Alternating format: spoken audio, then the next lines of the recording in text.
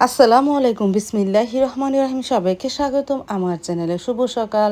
রান্নাঘরে চলে আসলাম, ডিম পোস্ট করতেছি, পাউরুটি সেঁকে নিতেছি, মাকে আর সাইদুল বাবাকে নাস্তা দিব। আমি তো সোমবারের রোজা রেখেছি আর শরীরটা আজকে অনেক খারাপ ছিল, এই জন্য আজকে ভিডিও আপলোড হতে অনেক দেরি হচ্ছে, তোমরা কিছু মনে করো না। আজকে মানে ইফতারি করার পর আমি অনেকটা শরীর খারাপ ছিল, শুয়েছিলাম। তারপরে প্রায় রাত 11টা বাজে ভয়েস দিয়ে এডিট করে ভিডিওটা আপলোড দিয়েছিলাম। তারপরে ওই যে সাইদুলের বাবা মাকে নাস্তা দিলাম, তারা খেয়ে নিল।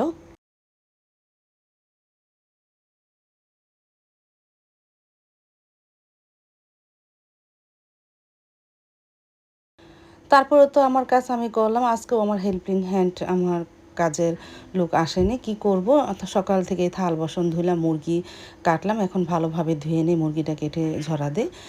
তারপরে এই কাপড় চোপড় ধুয়ে প্রায় গোসল টোসল করে 1টা বাজে রান্নাঘরে এসেছি, কারণ ঘর ঝাড়ু দিয়ে মস্ত হয়েছে। এই রোজা রেখে সব কাজই করতে হলো আমার। আমার হেল্পিং হ্যান্ড আজকে 2 দিন যাবত আসেন, আমার অনেক কষ্ট হয়ে গেছে। তারপরে তো লবণ দিয়ে রেখেছিলাম পাঙ্গাস মাছের মাথা, এটা পুঁই শাক দিয়ে রান্না করব, মুরগি গোস্ত আলু দিয়ে কষা ভুনা করব, আর ভাত, এই দুপুরের মেনু। তারপর তো রান্নাটা শুরু করে দিয়েছি, পুঁই শাকগুলো ধুয়ে নিই, মাছ দা রান্না করবো। প্রথমে ভাত আর এই মাছটা রান্না করি, তারপরে মুরগি গোস্তটা বসিয়ে দেবো না। এই জন্য এই মশলাটা কষানো হোক। পেঁয়াজটা ভাজা হয়েছে, আদা রসুন দিলাম, হলুদ গুঁড়া, মরিচ গুঁড়া, ধনিয়া গুঁড়া দিয়ে মশলাটা একটু কষিয়ে নিই।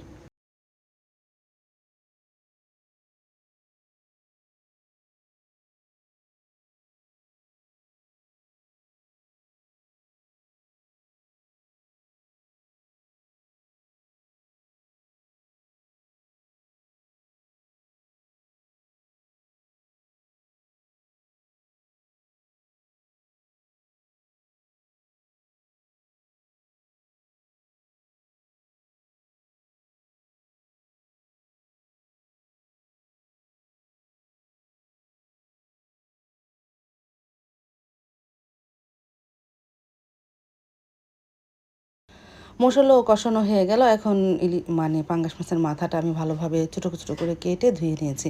একটু হালকা নাড়াচাড়া করে পুঁই শাকটাও দিয়ে দিব। আর পানি দেবো না, কারণ পুঁই শাক থেকে অনেকটাই পানি ছাড়ে, এই পানিতেই রান্না হয়ে যাবে।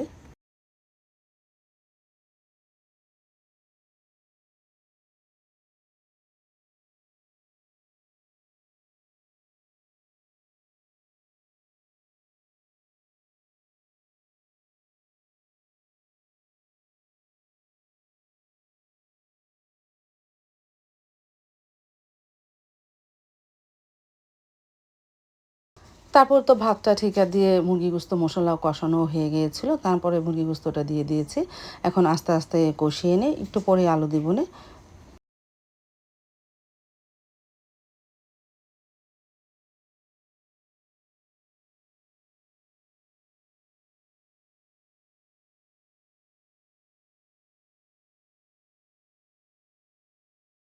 আর পাশের চুলায় মাছের তরকারিটা হয়ে যাওয়ার পর পুঁই শাক ভাজিটাও করে নিতেছি।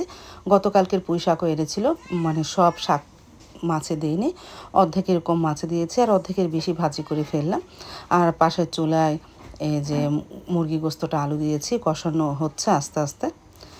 তারপরে তো মাছ, তারপরে শাক ভাত হয়ে গেছে, আর মুরগি গোস্তটা এখনও চুলায় আস্তে আস্তে হচ্ছে, এই যে।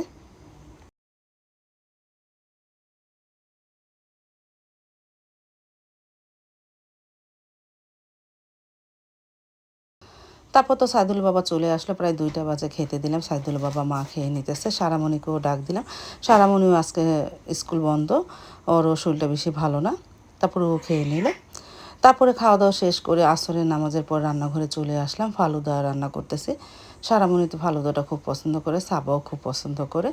এই রান্না করে ফ্রিজে রেখে দেবো, সন্ধ্যার সময় খাবে না।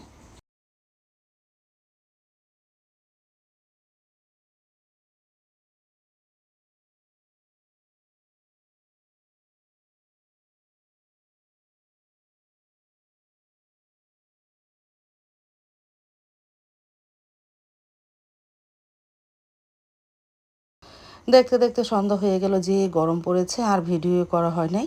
তারপরে আমি এই যে ইফতারি করতে বসে পড়লাম, 2টা পাউরুটি নিয়েছি, একটা ডিম পোস্ট নিলাম আর সাদা পানি, এই দিয়ে করে নিলাম।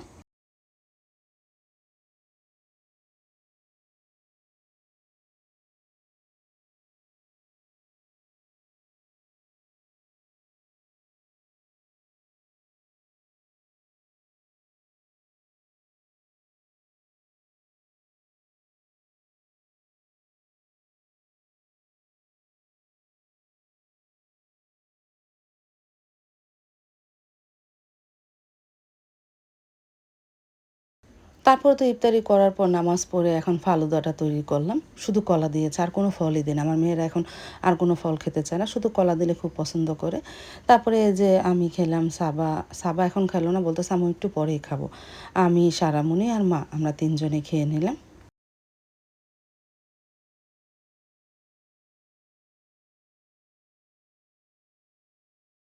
এই যে খেয়ে নিলাম, আলহামদুলিল্লাহ ভালোই হয়েছিল। আর ম্যাঙ্গো ফ্লেভারে ফালুদাটা সারামণি বা আমাদেরও খুব ভালো লাগে। ভ্যানিলা থেকে ম্যাঙ্গো ফ্লেভারটা বেশি মজা।